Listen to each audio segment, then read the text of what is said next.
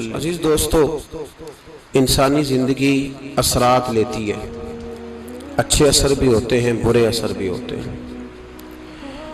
انسان کو موسم کا اثر بھی ہوتا ہے، انسان پر اس کے خاندان کا اثر بھی ہوتا ہے، انسان پر صحبت کا اثر بھی ہوتا ہے۔ بالکل اسی طرح انسان پر اس کی نیکی کا اثر بھی ہوتا ہے اور گناہوں کا اثر بھی ہوتا ہے۔ نیکی دل کو سکون دیتی ہے، گناہ انسان کو پریشان کر دیتے۔ نیکی اللہ کی رحمت کو متوجہ کرتی ہے۔ پھر حالت یہ ہوتی ہے کہ انسان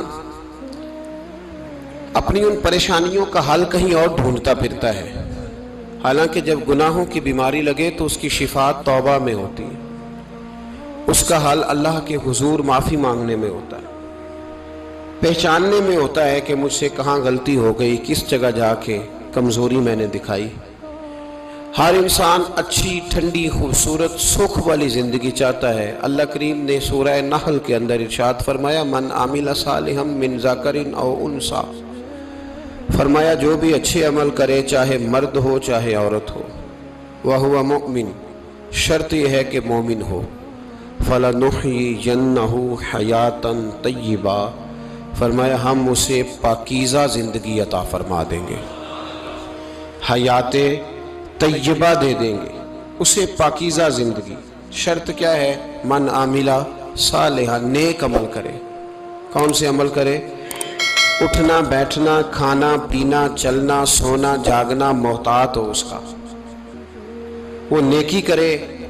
قرآن پاک کے لفظوں کے حسن پر غور فرمائیے گا، فرمایا فَلَنُحْيِيَنَّهُ حَيَاتًا طَيِّبًا، ہم ضرور اسے پاکیزہ زندگی عطا فرما دیں، صاف ستھری زندگی، معیاری زندگی، خوبصورت شب و روز، آئیڈیل زندگی جس کو لوگ کہیں گے، وہ والی زندگی اسے دیں گے۔ اور دوسرے مقام پر سورہ طٰہٰ کی آیت نمبر 124 میں فرمایا وَمَنْ أَعْرَضَ عَنْ ذِكْرِي، جو ہمارے ذکر سے منہ پھیرے گا، جو ہمارا کھا کے چہرہ کسی اور طرف کرے گا، جو چلے گا ہماری زمین پر لیکن توجہ کسی اور طرف ہوگی، آسمان کی چھت ہماری بنائی ہوئی لیکن اس کے خیالات کہیں اور ہوں گے، فَإِنَّ لَهُ مَعِيشَةً ضَنْكًا، فرمایا ہم اسے تنگ زندگانی عطا کر دیں گے، اس کی زندگی تنگ ہو جائے گی، اس کی معیشت تنگ ہو جائے گی۔ گناہ زندگی کو تنگ کر دیتے ہیں، نیکی زندگی میں آسانی پیدا کرتی ہے۔ آپ کو اگر زندگی میں سکون چاہیے ہو تو آپ کسی غریب کی خدمت کر کے دیکھیں، اللہ کتنا سکون عطا کرتا ہے۔ آپ بڑے پاورفل بھی ہیں، بڑے طاقتور بھی ہیں اور بڑے باوقار بھی ہیں، لیکن کسی کو گالی دے کے آپ کا دل کبھی ٹھنڈا نہیں ہوگا، تکلیف ہوگی، اس کے اندر آزمائش ہوگی۔ ڈاکٹر ریسرچ کرتے ہیں، ڈاکٹر وہ کہتے ہیں گناہ کرنے سے آدمی جسمانی طور پر کمزور ہوتا ہے، لیکن وہی عمل اگر وہ بطور نیکی کرتا ہے تو اللہ اس میں اسے قوت عطا فرماتا ہے، اسی عمل میں اللہ اسے قوت عطا کر دیتا ہے۔ میں صرف اشارہ دے رہا ہوں، اس بات کی تفصیل میں نہیں جانا چاہتا۔ میرے عزیز یہ یاد رکھیں کہ نیکی آپ کو سکون دے گی، نیکی آپ کو ٹھنڈا کرے گی۔ اللہ تبارک و تعالیٰ نے قوموں پہ عذاب نازل کیا اور قرآن مجید فرقان حمید نے ان قوموں کے تذکرے بیان فرمائے۔ بھائی کس لیے بیان کیے؟ کہ ہم عبرت حاصل کریں، ہم یہ غور کر لیں کہ یہ کام ہم نے نہیں کرنا، اس کام سے ہم نے بچنا ہے، ہم نے غور کرنا ہے کہ یہ چیز ہمارے اندر۔ لوگ کہتے ہیں نہیں جی نہیں، ہم پہ یہ عذاب نہیں آئے گا، بالکل نہیں آئے گا، اس میں شک نہیں۔ پر اللہ نے بیان کس لیے کیا تھا؟ بیان کیا قرآن مجید معاذ اللہ کسی ایسی چیز کا بیان کرتا ہے جس کی ضرورت نہ ہو؟ قرآن پاک نے ایک ایک حرف ایسا بیان کیا جس کی مسلمان کو ضرورت تھی۔ قوم نوح کا ذکر فرمایا قرآن پاک نے، حضرت نوح علیہ السلام کی قوم کو حضرت نوح علیہ السلام نے 1500 سال سمجھایا ہے، کچھ لوگوں نے 950 سال لکھا ہے نا، اعلیٰ حضرت نے لکھا ہے 1500 سال عمر ہوئی حضرت نوح علیہ السلام کی۔ اللہ تعالیٰ بندے کو جلدی سزا نہیں دیتا، بلکہ قرآن مجید میں ایک جگہ رب کریم اس طرح بھی فرماتا ہے کہ جب بندے مجھے بھول جاتے ہیں تو میں ان کے لیے نعمتوں کے دروازے کھول دیتا ہوں۔ بندہ سمجھتا ہے کہ میں کچھ تو ہے نا کہ میرے اندر کہ میں جدھر جاتا ہوں خیر ہی خیر ہو جاتی ہے. وہ سمجھتا ہے کہ میری عقل ہے، حالانکہ اللہ اسے ڈھیل دیتا ہے. اللہ اسے ڈھیل دیتا ہے. گناہوں کی سزا کے 3 طریقے ہیں. ایک ہے متنبع کرنا، تنبیہ کرتا ہے اللہ، بندہ متنبع ہو جاتا ہے، یہ اللہ کا بہت بڑا احسان ہوتا ہے. ایک ہوتا ہے مہلت دینا، اور ایک تیسرا ہوتا ہے اللہ خفیہ تدبیر کرتا ہے. تھوڑا سا سمجھیے گا، انسان پر کوئی آزمائش آئی، فوراً اس کی چھٹی اس نے کہا کہ وہ فلاں جگہ غلطی کی تھی تب ایسا ہوا ہے. ہوتا ہے نا کئی دفعہ آواز آتی ہے نا اندر سے، چلیں بول دیں کچھ نہیں ہوتا آپ کو. اللہ جانتا ہے یہاں کوئی کچھ نہیں کہے گا آپ کو، اور ہماری تو ویڈیو بھی نہیں گھومتی، یعنی خبر بھی نہیں ہو کہ کس نے ہاں کر دی کس نے نہ کر دی. آپ بغیر ٹینشن کے بات چیت کریں، آج کچھ نہیں ہوتا انشاءاللہ تعالی. آتی ہے اندر سے آواز. میں آپ سے اس لیے ان چیزوں کی تصدیق کراتا ہوں کہ باقیوں کو بھی آتی ہے کہ نہیں، اس لیے تصدیق. کبھی کوئی کسی جگہ انسان پریشان ہوتا ہے تو محسوس کرتا ہے کہ وہاں مجھ سے ہوتا ہے نا جی، جس کو یہ نصیب ہو جائے بڑا خوش نصیب آدمی ہے. حضرت مولا علی فرماتے ہیں اگر تجھے دنیا میں سزا مل گئی تو بچ گیا ہے، سمجھ پھر اللہ کرم کرے گا، آخرت میں سزا نہیں دے گا. اور یہ یاد رکھ لے، وما اصابکم من مصیبت فبما کسبت ایدیکم ویعفو عن کثیر. اللہ فرماتا ہے دنیا میں تجھے جو بھی تکلیف پہنچتی ہے وہ تیرے ہاتھوں کے کرتوتوں کی وجہ سے پہنچتی ہے. ویعفو عن کثیر، فرمایا کثیر گناہ تو میں ویسے ہی معاف کر دیتا ہوں. یہ جو تیری زندگی میں دکھ ہے نا، یہ بھی میری قلیل سزائیں ہیں. یہ کثیر پر سزا، یہ قلیل ہے. قلیل یہ جو تمہاری زندگی میں تکلیف ہیں، انسان کو سزا ملتی. حضرت فضیل بن عیاض رحمۃ اللہ تعالی علیہ گھوڑے پہ بیٹھے تھے، گھوڑا شرارت کرنے لگ گیا،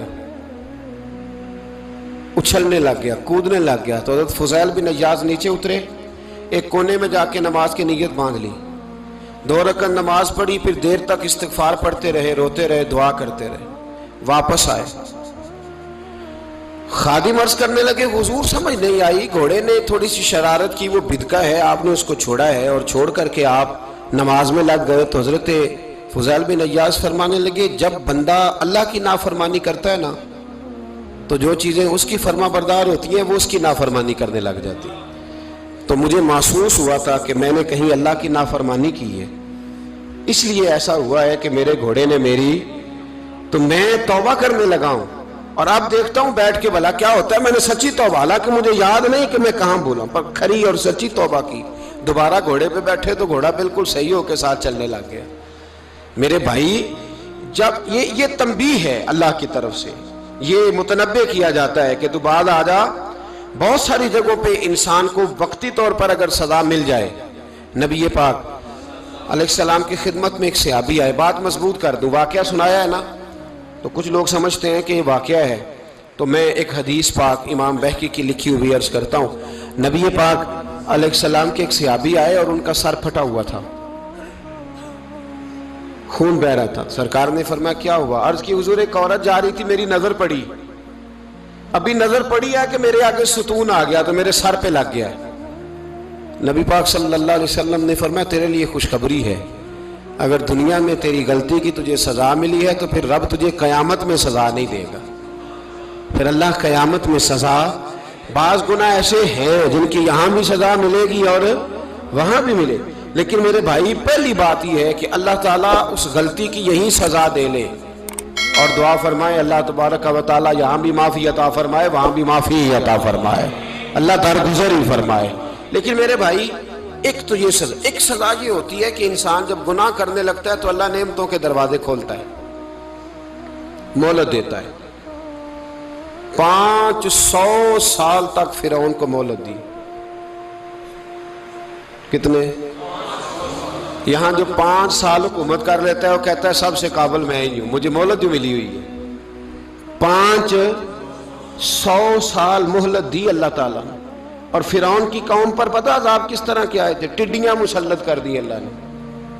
یہ گھومتی نہیں چھوٹی سی، ہم اپنی زبان میں اس کو کچھ لوگ مختلف ناموں سے یاد کرتے ہیں، کوئی مکڑی کہتا ہے، کوئی کچھ کہتا ہے. مسلط کر دی، جاتی نہیں. ان پر بنی اسرائیل کے ان مقابل جو فرعون کی قوم تھی ان پر الزام اس طرح کا عذاب آیا کہ مینڈک مسلط کر دی اللہ تعالیٰ. برتن کھولتے تھے اندر مینڈک نکلتا تھا. دنیا کی ہر دوائی استعمال کرتے تھے لیکن مینڈک نکل آتا تھا. تھوڑا سا سمجھا کریں چیزوں کو. ہمارے رنگ نہیں زیادہ گورے کہ ہم پر عذاب نہیں آتا. کوئی بہت زیادہ اللہ تعالیٰ معاف فرمائے دولت نہیں جمع کرا بیٹھے شاہی خزانے میں کہ ہم سے پوچھا نہیں جائے گا. یہ مہلت ہے, مہلت کو مہلت سمجھو. پھر جب پکڑ آتی ہے نا اللہ کریم کی, میں نے دیکھا ہے کروڑوں روپیہ 6 اولادیں. ایک شخص کے بچے باہر سے آ رہے تھے, وہ بندہ بیمار تھا. مجھے کہنے لگا حضرت جی دعا کریں میں ان کے آنے سے پہلے مر جاؤں ورنہ آ کے مجھے مار دیں گے. دعا کریں. اتنی بے سکونی, کروڑوں روپیہ پڑا ہے تو یہ عذاب نہیں؟ کوئی ضروری ہے کہ پتھر ہی برسیں گے تو سمجھ آئے گی؟ یہ جو سگا بیٹا بوڑھے باپ کے قریب سے گزر جاتا ہے سلام نہیں لیتا تو اس کو عذاب نہیں سمجھتے؟ یہ جو امت کی بیٹیاں, امت کی بچیاں, ہماری بچیاں ایک سال کے اندر 75,000 ہزار بچی ایک ڈویژن سے بھاگ کے شادی کر رہی ہے اور ایک صوبے سے, تو اس کو آپ اللہ کا عذاب نہیں سمجھتے؟ یہ معمولی بات ہے. نہیں ہمارے رنگ ہو رہے, ہم بڑے سمارٹ ہیں. 1500 سال مہلت دی نوح علیہ السلام کی قوم کو. کتنے سال؟ بول کے بتائیے, بول کے دوبارہ بولیے. 1500 سال. کوئی آدمی اپنی سمارٹنس پہ خوش نہ ہو جائے کہ 20 سال ہو گئے میں تو نافرمانی بھی کر رہا ہوں, روٹی بھی پک رہی ہے, میں تو حرام بھی کھا رہا ہوں, پھر بھی سب ٹھیک ہے.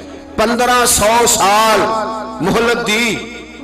پھر حضرت نوح کہنے لگے اللہ میں نے تو بڑا سمجھایا نہیں باز آتے. تو رب کریم نے فرمایا کشتی بناؤ. اللہ کے پیغمبر کشتی بنانے لگے تو قوم مذاق اڑانے لگ گئی. اب کیا کرنے لگے ہو؟ اب کشتی بنانے لگے ہو, خیر تو ہے, قوم مذاق اڑا رہی ہے. حضرت نوح علیہ السلام کا آپ نے کشتی بنائی, پانی کہاں سے نکلا؟ نہ بارشیں ہوئی نہ سیلاب آئے. ایک تندور تھا اس کے اندر سے پانی نکلنا شروع ہو گیا. کبھی تندور سے بھی پانی نکلا ہے, پر جب نکالنے والا چاہتا ہے تو وہاں سے بھی ایک تندور سے پانی نکلا. اتنا نکلا, اتنا نکلا, اتنا نکلا کہ قوم ساری ڈوب گئی. قرآن مجید کے صفحات شہادت دیں گے کہ حضرت نوح کی قوم کا بچہ بہ گیا. بچے صرف وہ تھے جو حضرت نوح کے ساتھ ہو گئے, تباہ ہو گئی. اللہ بے نیاز ہے, بے نیاز.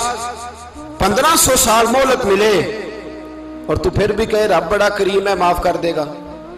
1500 سال تجھے گنجائش دے اور تو کہے کوئی نہیں بات معافی ملنی چاہیے ابھی بھی. میرے بھائی حضرت صالح علیہ السلام کی قوم, حضرت صالح نے تبلیغ شروع کی تو کہنے لگے پہلے معجزہ دکھاؤ. جی آج تو نہیں نا لوگ معجزے مانگتے, آج بھی لوگ کرامتے اور معجزے, اللہ معاف کرے جو چیزیں معجزہ تو ہو نہیں نہ سکتا, لیکن آج بھی لوگ, آپ یقین کریں, کہتے ہیں یہ بڑی نمازیں پڑھتا ہے تو پھر بخشا کیوں نہیں گیا, پھر کیوں نہیں منو سلوا کیوں نہیں اترا اس پر, پھر میں بھی اسی طرح ہی ہوں, کیا اس کے اندر خوبی آ گئی؟ مولوی بھی ویسے ہی ہے, صوفی بھی ویسے ہی ہے. لوگ مانگ نہیں رہے, لوگ دلیلیں مانگ نہیں رہے, ابھی بھی لوگ بحث نہیں کرتے.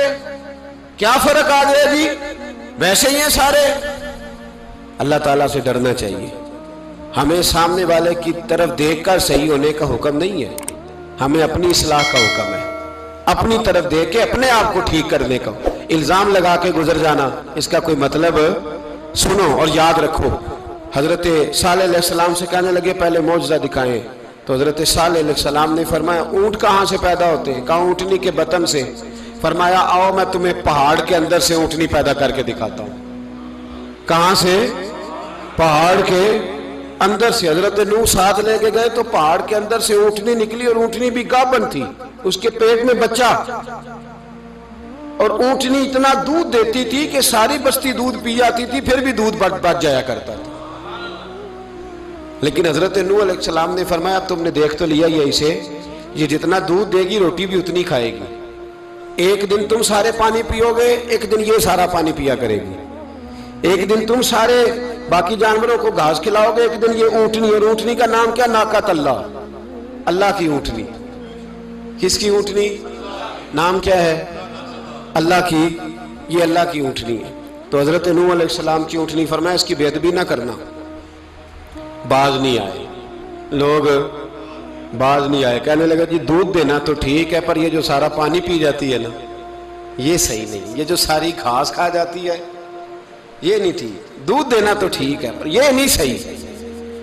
آپ نے فرمایا اسے کچھ نہ کہنا، اللہ کی اونٹنی ہے. میں کہا کرتا ہوں ان لوگوں نے ناقۃ اللہ کی بے ادبی کی. حضرت نوح علیہ السلام کی اونٹنی کی ٹانگیں کاٹ دی، صالح علیہ السلام کی.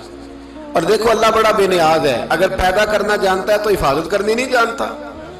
لیکن رب کریم نے فرمایا نہ کرنا. انہوں نے ان کے پیر کاٹ دیے، کانوں پہ چھریاں لگائیں. اونٹنی جب مر گئی، اونٹنی اللہ تبارک و تعالیٰ کی وہ اونٹنی جب مر گئی تو حضرت صالح علیہ السلام کی قوم پر رب کریم نے زلزلہ بھیجا. اذا زلزلت الارض زلزالہا، جب زلزلے آئیں گے اور جب ان کا زلزلہ آنا زلزلہ آتا ہے نا کیا کرتی ہے قوم؟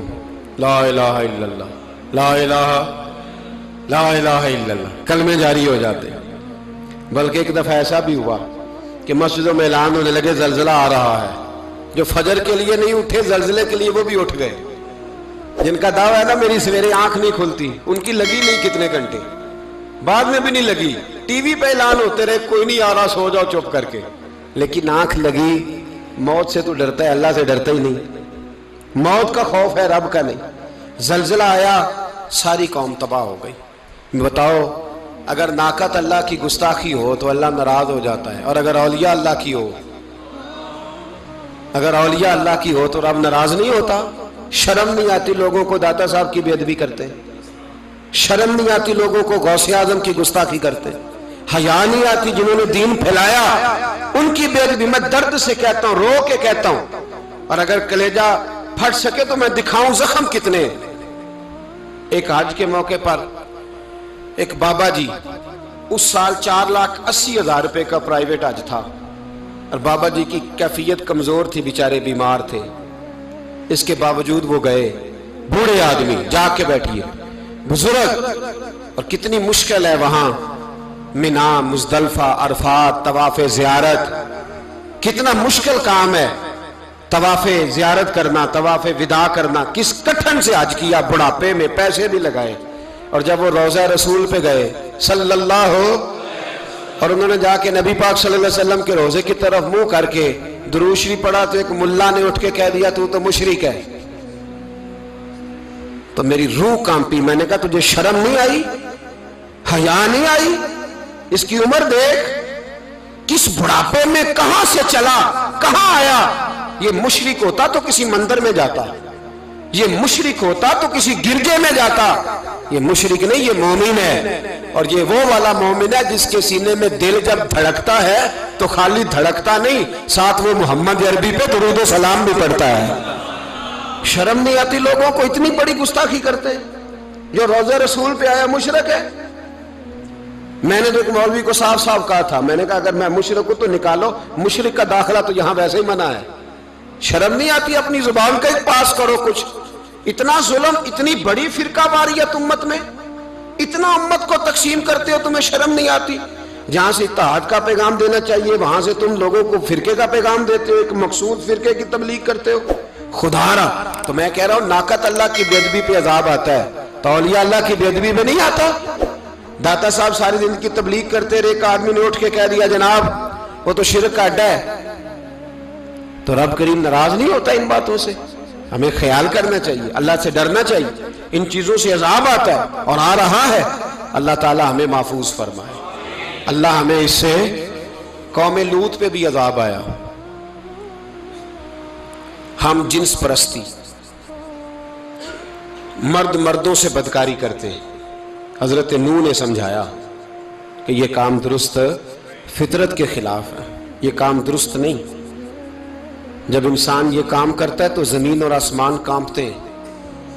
اب میں کیسے کھول کے بتاؤں، میرے پاس اعداد و شمار ہیں کہ پاکستان کے اندر اس کام کی کیفیت کیا ہے اور کس طرح کر کے لوگ، میں تو رونا روتا رہتا ہوں داڑھی کا. لوگ کئی دفعہ کہتے ہیں حضرت صاحب پہلے بھی آئے تھے تو داڑھی کی بات، پھر بھی آئے تو داڑھی کی بات، تو میں رونا روتا ہوں. اس لیے روتا ہوں کہ جو کلین شیو نوجوان ہوتا ہے وہ امرد کے حکم میں ہے، اس پر وہی حکم لگتا ہے جو عورت پہ لگتا ہے، اس کے ساتھ مرد کا اٹھنا بیٹھنا اسی طرح ناجائز ہے جس طرح عورت کے ساتھ۔ حضرت جنید بغدادی رحمت اللہ تعالیٰ علیہ کے سامنے ایک شخص نے کہا وہ کتنا خوبصورت نوجوان جا رہا ہے، تو آپ فرمانے لگے تو حافظ قرآن نہیں؟ کہا ہاں۔ فرمانے لگے جا اپنے حفظ کی خیر منا۔ وہ شخص کہتا ہے میں نے اس بغیر داڑھی والے کلین شیو نوجوان کو بری نظر سے دیکھا، مجھے قرآن پاک ہی بھول گیا، سارا قرآن پاک بھول۔ اور کتنے سال میں دعائیں کرتا رہا، بیت اللہ کے طواف کرتا رہا، میں یاد بھی کرتا تو نہیں ہوتا۔ کیسے اب تو ہمارا نعت کہاں بیوٹی پارلر سے ہو کے آتا ہے، ہم کسی اور کو کیا پیغام دیں؟ وہ پیغام، وہ نظام، وہ طریقہ کار جس کا حکم تھا شریعت میں، قوم لوط پر عذاب آیا۔ صحیح بیٹھتے ہوں گے بچے جو موٹر سائیکلوں پہ بیٹھتے ہیں، میں نے گجرانوالہ کی سڑکوں پہ بچوں کو، نوجوانوں کو جو تماشے کرتے سر عام دیکھا ہے تو مجھے ڈر لگتا ہے، اور کوئی روکنے والا نہیں، شغل ہو رہا ہے، ہنس رہے ہیں، اور سامنے عورتیں بھی ہیں، سب ہو رہا ہے۔ کتنی تکلیف کی بات۔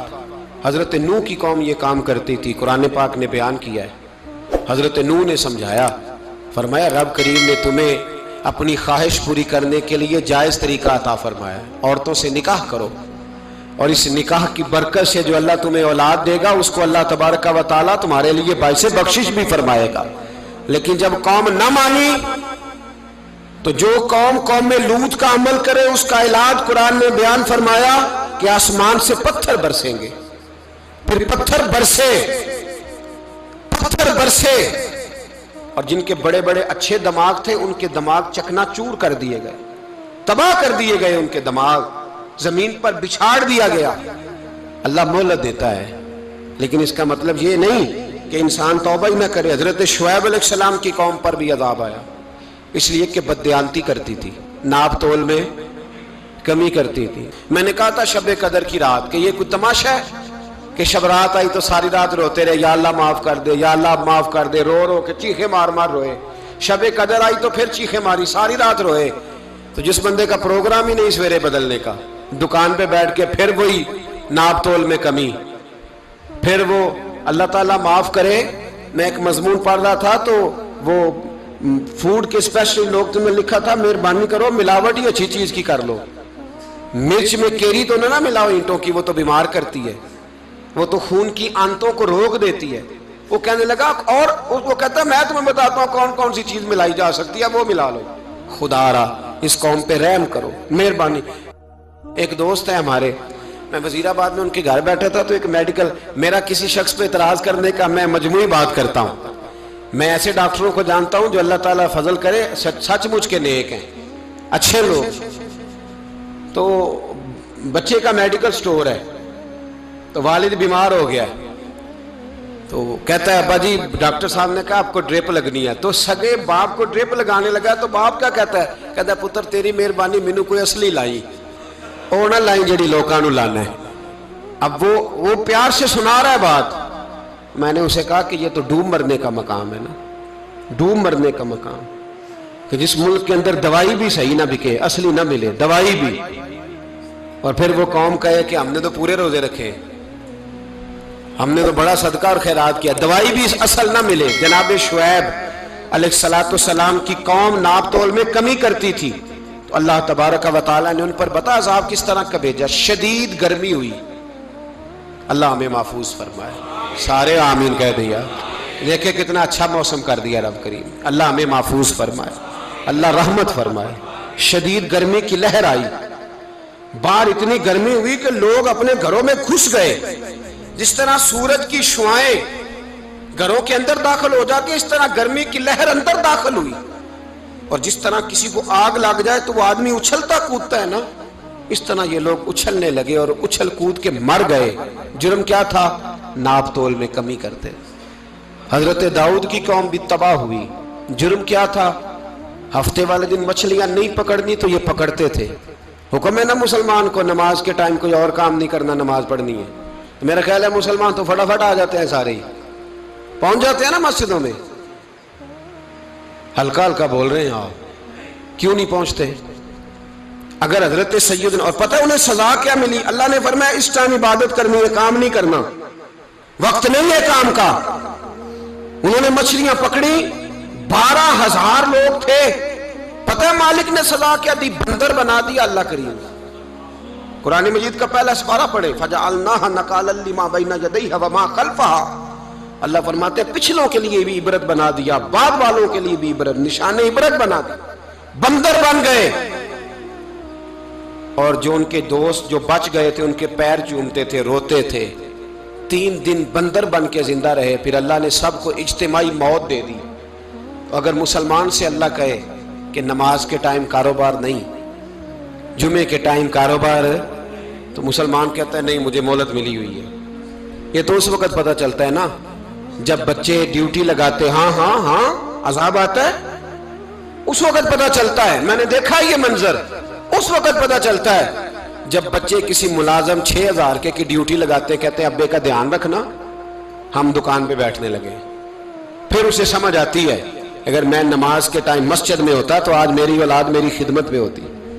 میں نماز کے ٹائم مسجد نہیں گیا تو بچوں نے 6,000 کا ملازم بٹھایا ہے، ابا جی کا خیال رکھ، ایک نرس بلائی ہے، تو خیال رکھ۔ کدھر ہوتے ہیں مسلمان نماز کے ٹائم؟ ایک عیسائی نے اعتراض کیا ہے، سنیں، وہ کہتا ہے مجھے لگتا ہے مسلمانوں کے 3 خدا ہیں۔ مسلمان اڑ گیا، کہنے لگا نہیں ہمارا تو ایک ہے، کہا نہیں 3 ہے، معاذ اللہ استغفر اللہ، ہمارا ایک ہے۔ کہنے لگا نہیں میں ثابت کرتا ہوں، ایک تمہارا خدا 5 نمازوں کا ہے، ایک رمضان کا ہے، ایک عید کا ہے۔ لگتا ہے معاذ اللہ عید والا زیادہ تگڑا ہے، تم زیادہ آتے ہو۔ رمضان والا لگتا ہے اس سے کچھ کمزور ہے، تم تھوڑے آتے ہو۔ اور 5 نمازوں والا شاید سب سے کمزور ہے۔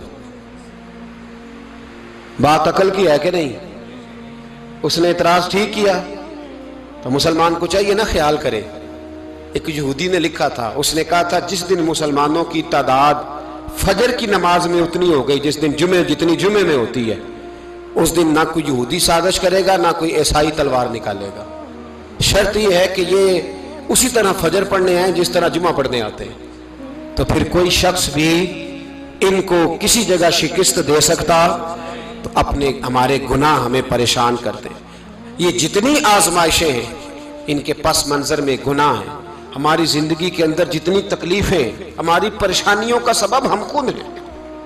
بہت ساری جگہوں پہ ہم غلطی کرتے ہیں، اس کی ہمیں سزا ملتی، غلطی کی سزا۔ ایک نوجوان نے مجھے بڑی گہری بات سنائی، میرا قریبی تعلق تھا، کہنے لگا گھر میں بڑا مسئلہ ہے، بڑی پریشانی ہے، ماں اور بیوی کا ماحول اتنا سخت ہو گیا ہے کہ نمٹ نہیں سکتا۔ آپ یقین کریں میں نے ڈیٹیل سے ساری چیز کو سٹڈی کیا، میرے پاس اتنا وقت نہیں ہوتا، پھر بھی میں نے اس فیملی کو پورا پڑھا تو غلطی نوجوان کی نکلی۔ نہ اس پہ اماں اعتبار کرتی ہے نہ بیوی اعتبار کرتی ہے۔ اس نے جھوٹ بول بول کے اس طرح کی ماحول پیدا کر دیا ہے کہ کوئی اس پر اعتماد کرنے کو تیار ہے۔ اگر آپ ناراض نہ ہو تو ایک بات کروں، پتہ ہے گھر میں ماحول کب خراب ہوتا ہے؟ باہر والے ہماری تقریر سنتے ہیں، گھر والے ہمارا عمل دیکھتے ہیں۔ جب وہ دیکھتے ہیں نا کہ یہ کس طرح کا شخص ہے، اس کے رویے، اس کا کردار، اس کا لب و لہجہ کتنا برا ہے اور یہ کردار کا کتنا کمزور ہے۔ اعلیٰ حضرت فرمایا کرتے تھے نیک وہ ہوتا ہے جس کی تنہائی صاف ستھری ہوتی ہے، اس لیے ماحول بگڑ جاتا ہے۔ یہ جو ہم کہتے ہیں نا میرے سجن بڑے بنتے ہیں پھر ٹوٹ جاتے ہیں، کچھ لوگ ایسے ہوتے ہیں جو ان کے پاس جاتا ہے انہی کا ہو جاتا ہے، وہ کہیں اور کے قابل کیوں بھلا؟ اس لیے کہ ان کے کردار میں ٹھنڈک دیکھتا ہے، ان کے لب و لہجے میں مٹھاس دیکھتا ہے، اس شخص میں اتنی خوبصورتی دیکھتا ہے کہ اسی کا بن جاتا ہے۔ حضرت ابراہیم بن ادم کے پاس ایک نوجوان آیا، کہنے لگا میں گناہ کرنا چاہتا ہوں۔ فرمانے لگا بالکل کر، اللہ کا دیا ہوا رزق کھانا چھوڑ دے اور گناہ کر۔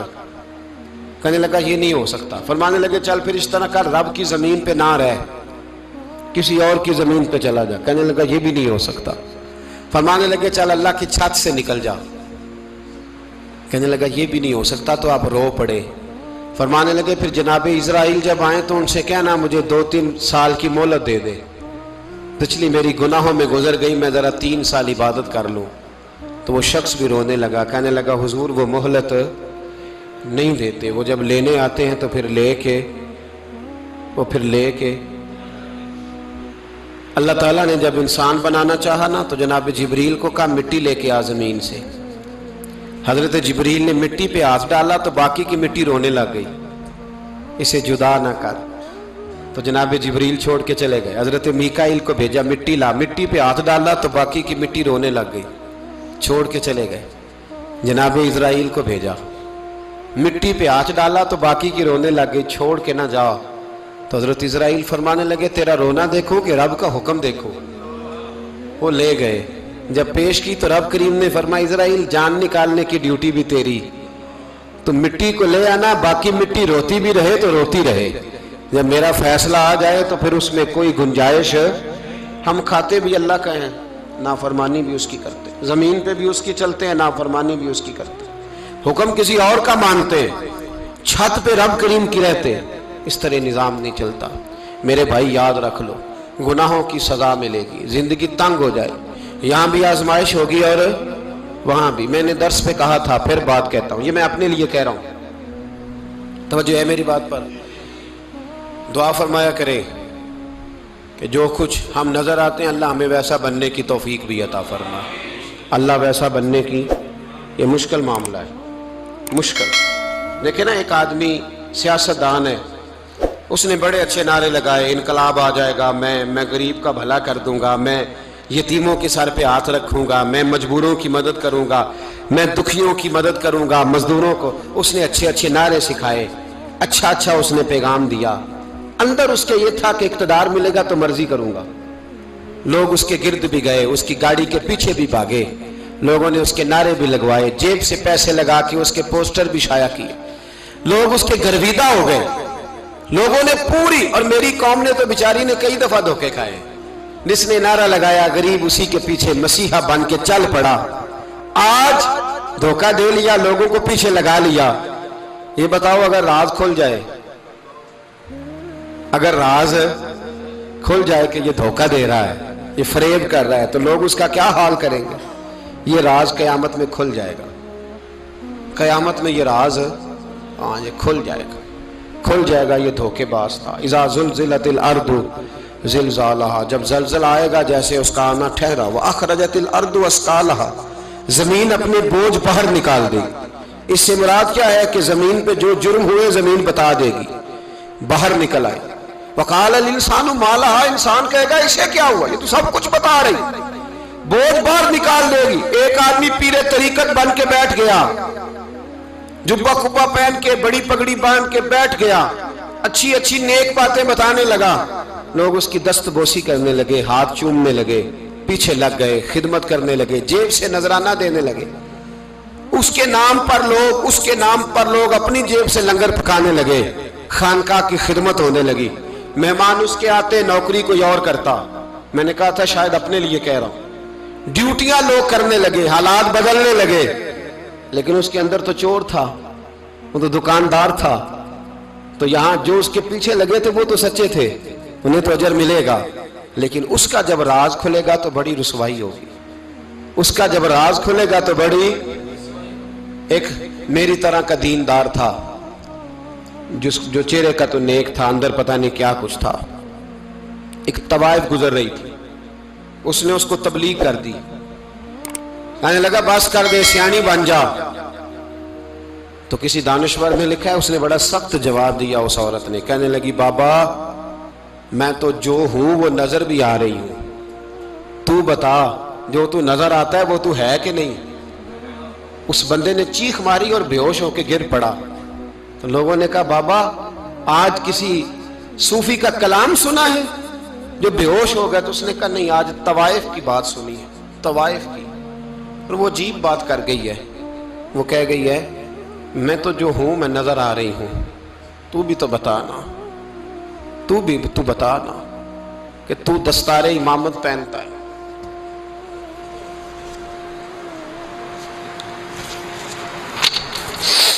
تو بتا، تو جو کہلاتا ہے تو وہ ہے کہ نہیں۔ یہ وقال الانسان ما لہا، یہ راز قیامت میں کھلے گا۔ ہم جو کچھ بتا رہے ہیں نا اپنی زبانوں سے، ہمیں اپنے گناہوں کا احساس ہونا چاہیے۔ ایسا نہ ہو کہ جب سزا ملے تو پھر اس طرح کی ملے کہ دوبارہ کسی کو کوئی منہ دکھانے کے قابل نہ رہے۔ میرے بھائی یاد رکھیں اور سمجھیں، گناہ انسان کی زندگی کو تنگ کرتے ہیں۔ میرے نبی پاک अलैहिस्सलाम ने फरमाया जब तू झूठ बोलता है तो तेरे फरिश्ते किरामन कातिबीन साइड पे होके खड़े हो जाते हैं, जब तू जिना करता है तो तेरे अंदर से ईमान निकल जाता है। और नबी पाक अलैहिस्सलाम ने फरमाया जब मेरी कौम में नाइंसाफ़ी आम हो जाएगी तो कत्ल भी आम हो जाएगा। और सुन लो, लिख लेना ये हदीस दिल की तख्ती पर। नबी पाक अलैहिस्सलाम ने फरमाया जब मेरी कौम में बेहयाई और बदकारी आम हो जाएगी तो 2 सजाएं अल्लाह देगा। एक तो जवान मौतें आएंगी, जवान बच्चे कुछ भी नहीं देखा चले गए। और दूसरी सजा अल्लाह ये देगा कि ऐसी बीमारियां आएंगी जिनका इलाज नहीं मिलेगा, ऐसे अमराज फूट पड़ेंगे। अगरचे मैं आपको ऐसी तकरीर भी सुना सकता था जिस पे आप बहुत ज़्यादा महजूज होते, पर मैंने इस जुमे में ऐसा मौजू चुना है जिसका हमें ख़ास ज़रूरत है।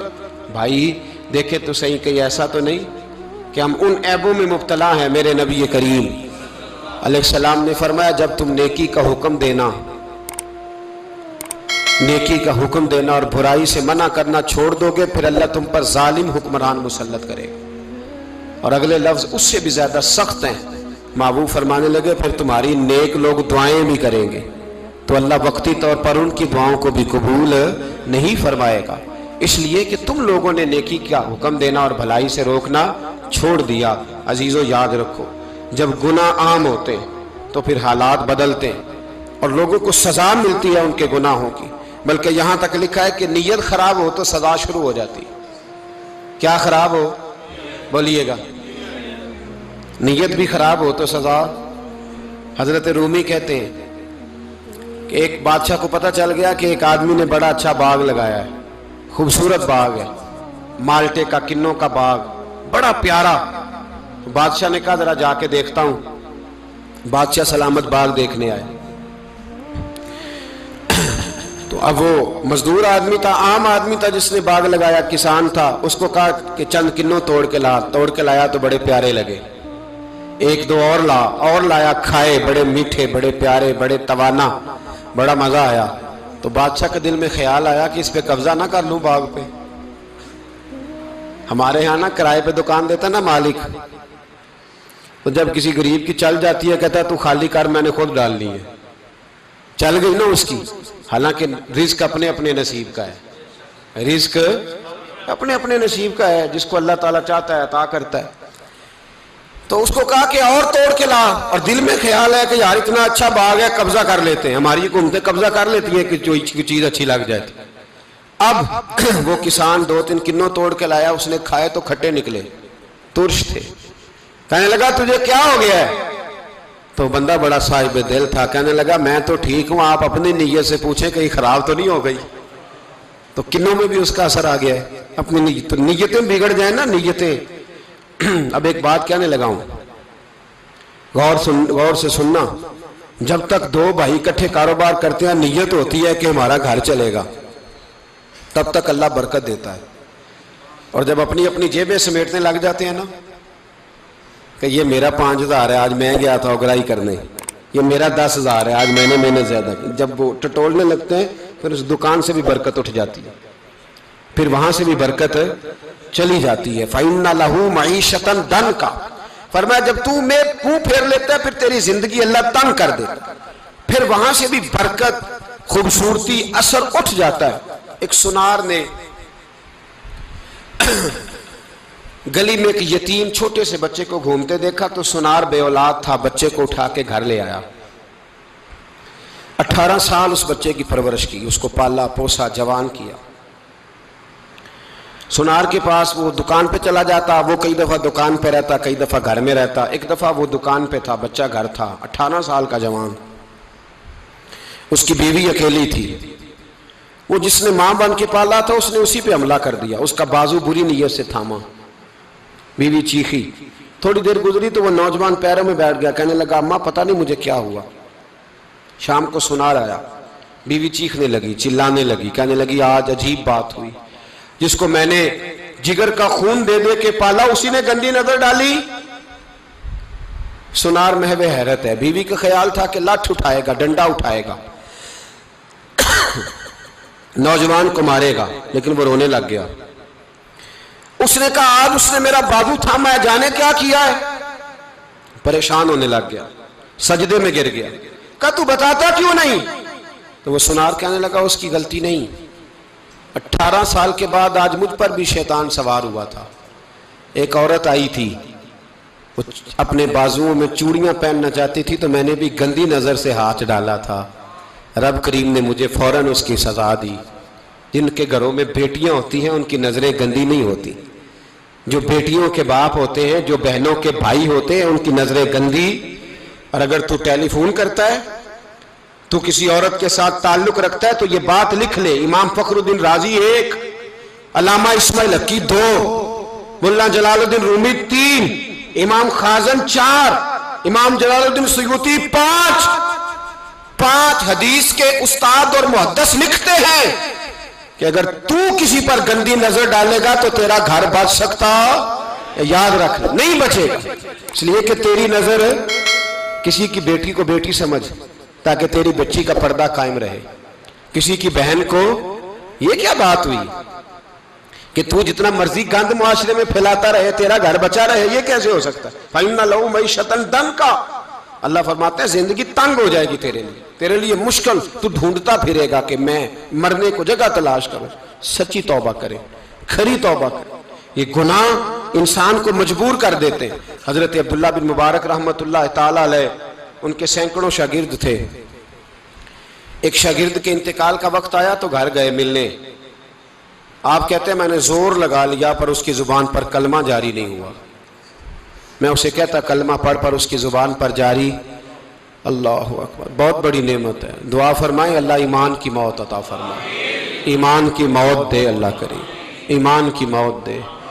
ایسے بھی لوگ دیکھے ہیں، مسجد نبوی ہے، رسول اللہ کا شہر ہے، سر سجدے میں ہے، روح پرواز کر گئی.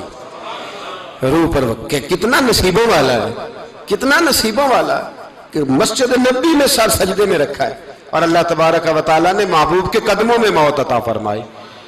تو حضرت عبداللہ بن مبارک کہتے ہیں میں نے اس کو کہا کلمہ پڑھ تو اس کی زبان پہ جاری نہیں ہوتا. میں بار بار کہتا تو وہ منت کرتا، کہتا حضور میں کوشش کرتا ہوں جاری نہیں ہوتا. فرماتے میں پریشان ہو کے اٹھا، ابھی میں دروازے پہ پہنچا تھا، اس نے چیخ ماری اور روح پرواز کر گئی. بچے رونے لگے، بیوی رونے لگی. تو میں نے اس کی بیوی سے کہا کہ یہ جرم کیا کرتا تھا، اتنا بڑا پاپی پہ کلمہ جاری نہیں ہوا. اس کی زوجہ کہنے لگی حضرت جی 2 گناہ تھے اس کے. ایک تو یہ شراب کا عادی تھا، روکتی تھی باز نہیں آتا تھا، اور دوسری بات یہ کہ یہ اپنی اماں کا نافرمان تھا. وہ 2 گلیاں چھوڑ کے رہتی ہے، یہ کبھی ملنے نہیں گیا تھا. اس بوڑھی کا کلیجہ اس کی طرف سے بڑی تکلیف میں تھا.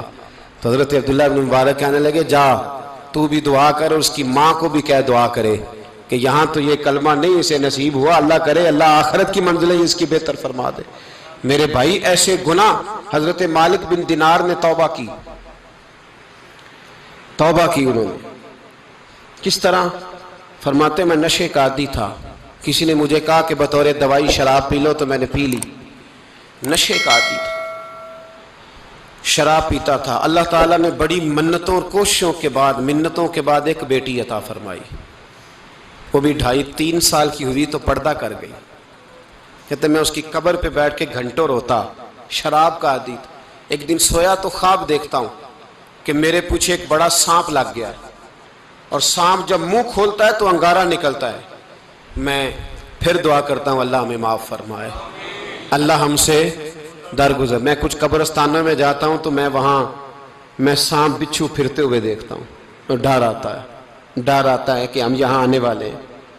یہ لوگ کہہ رہے ہیں کہ تمہاری تیاری ہے، کسی وقت بھی اعلان ہو جائے گا کہ چلو بھائی چلو فلاں صاحب کا جنازہ ہے، اٹھو.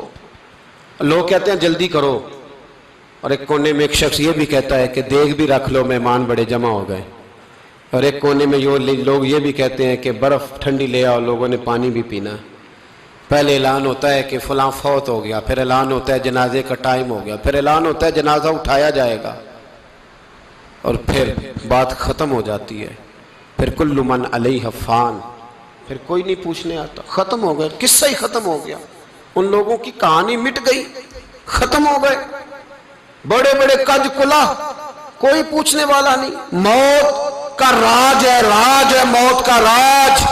موت راج کرتی ہے بس، اور کسی کا راج نہیں. وہ راج کرتی ہے، جدھر جاتی ہے اسی کا راج ہے، راج کر رہی ہے. تو حضرت مالک بن دینار کہتے ہیں قبرستان میں میں نے دیکھا، میں خواب دیکھتا ہوں، بڑا اژدہا، اس کے منہ کے اندر آگ میرا پیچھا کر رہا ہے. کہتے ہیں میں خواب دیکھ رہا ہوں. میں دوڑا، لیکن وہ اژدہا جب میں دوڑا تو میرے آگے آ کے کھڑا ہو گیا. میں مشرق کو دوڑا تو وہاں بھی آ گیا، مغرب کو دوڑا تو وہاں بھی آ گیا. جناب مالک بن دینار کہتے ہیں ایک بوڑھا شخص کمزور مجھے بچانے آیا، پر اس اژدہا نے پھونک ماری تو وہ بوڑھا آدمی دور جا گرا. کہتے میں چیختا تھا، چلاتا تھا. ایک پہاڑی پہ میں بھاگا گیا تو وہاں مجھے میری بیٹی ملی، مجھے فوت ہو گئی. وہ اس اژدہے کے آگے اس نے یوں ہاتھ کیا تو اژدہا پیچھے بھاگ گیا. میں نے بیٹی کو گود میں اٹھایا، میں نے کہا بیٹی یہ کون تھا؟ کہنے لگی ابا یہ تیرا برا عمل تھا، یہ تیرا برا عمل تھا، یہ تجھے کھا جاتا اگر میں نہ ہوتی. تو کہا یہ بوڑھا جو مجھے بچانے آیا یہ کون تھا؟ کہا یہ تیرا اچھا عمل تھا، پر کمزور بڑا تھا، تھوڑا تھا، یہ تیرے برے عمل کا مقابلہ کرنے کی ہمت نہیں رکھتا تھا. حضرت مالک بن دینار کہتے ہیں میری بیٹی نے خواب میں میری داڑھی پکڑ لی اور کہنے لگی ابا میں چاہتی ہوں تو صحیح ہو جا، ایسا نہ ہو کہ پھر تیرے پیچھے یہ اژدہا لگ جائے. حضرت مالک بن دینار کہتے ہیں جب میں سو کے اٹھا تو میری داڑھی آنسوؤں سے بھری ہوئی تھی. پھر اس کے بعد میں نے توبہ کی، اس طرح کی توبہ کی کہ پھر میں نے کوشش کی کہ دوبارہ میں اپنے رب کی نافرمانی نہ کروں. حضرت عبداللہ ابن عباس فرماتے تھے جو دنیا میں ہنس ہنس کے گناہ کرتے ہیں نا، ہنس ہنس کے جھوٹ ہنس ہنس کے بولتے ہیں، ہنس ہنس کے لوگوں کی غیبت کرتے ہیں، فرمایا یہ جو تمہیں ہنس ہنس کے گناہ کرتے نظر آتے ہیں ان کا رونا قیامت میں دیکھا نہیں جائے گا، ان کے آنسو قیامت میں دیکھے نہیں جائے. جو ہنس ہنس کے گناہ کرتے یہ روئیں گے. فَلْيَضْحَكُوا قَلِيلًا وَلْيَبْكُوا كَثِيرًا. رب فرماتا ہے زیادہ رویا کرو، کم ہنسا کرو. نبی پاک علیہ السلام روتے تو صحابہ کہتے حضور آپ اتنا کیوں روتے ہیں؟ تو محبوب فرماتے جو میں جانتا ہوں وہ تم نہیں جانتے. بھائیو قبروں میں اکیلے جانا ہے، کبھی غور کرنا، اکیلے کوئی بندہ ساتھ حساب دینے نہیں جائے گا. اماں بڑا پیار کرتی ہے لیکن قبر میں کبھی کوئی ماں بھی ساتھ دفن نہیں ہوتی. اپنا اپنا حساب دینا، مشکل وقت ہے، حساب کر لینا چاہیے، تیاری کر کے رکھنی چاہیے. گناہ اگر یہاں ہماری زندگی کو تنگ کریں گے تو وہاں بھی ہمارے لیے مشکلات پیدا کریں. نبی کریم علیہ السلام نے فرمایا ہے کہ اللہ بڑا مہربان ہے، اللہ بڑا کریم ہے، اللہ بڑا ستار ہے. اور یاد رکھو جب کوئی اس کی ریٹ کو چیلنج کرے، جب کوئی اس کے قانون کو توڑے، جب کوئی اللہ کی اعلانیہ نافرمانی کرے، پھر رب کریم کی غیرت کو، اس کے عدل کو جوش آتا ہے. توبہ کرے سچی، مسجد کی حاضری دیں پابندی کے ساتھ. میری آپ سے ہمیشہ یہ گزارش رہتی ہے کہ مسجد کی حاضری پابندی سے دیں. میں اپیل کرتا ہوں داڑھی رکھ لیں، یہ میرے نبی کا طریقہ ہے صلی اللہ تعالی علیہ. واپس آ جائیں. ہماری بقا نہ ہمارے دین میں ہے. کوئی نہیں ہمیں رکھے گا، کوئی نہیں رکھے گا، کوئی نہیں. میرا ایک دوست رات بتا رہا تھا کہ سعودی عرب میں ایک شخص نے 30 سال محنت کی، تو جب وہ مرا ہے وہیں اس کے گھر میں فون کیا تو اس کے گھر والوں نے کہا جناب آپ کو مشکل ہوگی ڈیڈ باڈی بھیجنے میں، وہیں دفن کر دیں. ہاں اگر اس کا کوئی پیسہ ہے تو وہ ذرا اکاؤنٹ میں بھیج دیں، بچیوں کو ضرورت ہے. او بھائی تو اکیلا جائے گا، تیرے لیے مشکل ہو جائے. اپنے بھی ساتھ یقین کریں، بچے دعائیں کرانے آتے ہیں، کہتے ہیں حضرت جی دعا کریں اللہ اماں کی سختی معاف کر دے. اس کا مطلب کیا ہے کہ اماں اب جائے، اب ہمارا نمبر آئے. بچے تو انتظار کر رہے ہیں کہ ابا جائے اور گدی پہ ہمارا نمبر آئے. تیاری ہے، اکیلے جانا ہے، اکیلے سخت سا مرحلہ ہے، اکیلے سارا کچھ فیس کرنا. آج توبہ کریں، وہاں کے کیڑے یہاں رہ کے ماریں، اپنے ساتھ ظلم نہ کریں. ہم اس قابل نہیں کہ وہاں جا کے مقابلہ کر سکیں. بچیں، اپنے آپ کو محفوظ کریں، بچائیں. حساب اپنا اپنا دینا ہے. کسی باپ نے اگر اپنے بچوں کو حرام کھلایا تو بچے تو نہیں کہہ رہے تھے نا کہ حرام لے کے آ، تو باپ نے حساب دینا، والد نے. لہٰذا مہربانی فرمائیں، اپنے اوپر رحم کھائیں، اپنے آپ کو سنواریں. آج جمعۃ الوداع ہے، توبہ کریں. اللہ کے نیک بندوں کی صحبت میں بیٹھا کریں، اچھی باتیں سنا کریں تاکہ دل نرم رہے، ان جگہوں سے بچیں جو گناہ کی طرف لے کے جاتی، ظلم سے، زیادتی سے، جبر سے بچیں، اپنے آپ کو اپنے رب کریم کی بارگاہ میں جھکا دیں۔ ہمارا کہیں اور گزارا نہیں، کوئی نہیں ہمیں پوچھے گا۔ اقبال رو پڑے آخری عمر میں، رو پڑے اور اللہ کی بارگاہ میں عرض کرنے لگے، نہ جہاں میں کہیں بھی امان ملی، جو امان ملی تو کہاں ملی، میرے جرم خانہ خراب، تیرے عفو بندہ نواز میں، پناہ صرف اللہ رسول کی بارگاہ میں، باقی کوئی پناہ دینے کو تیار نہیں ہے۔ دعا کرتا ہوں اللہ کی بارگاہ میں اللہ ہمیں سچی توبہ کی توفیق عطا فرمائے۔ آخر دعوانا ان الحمدللہ۔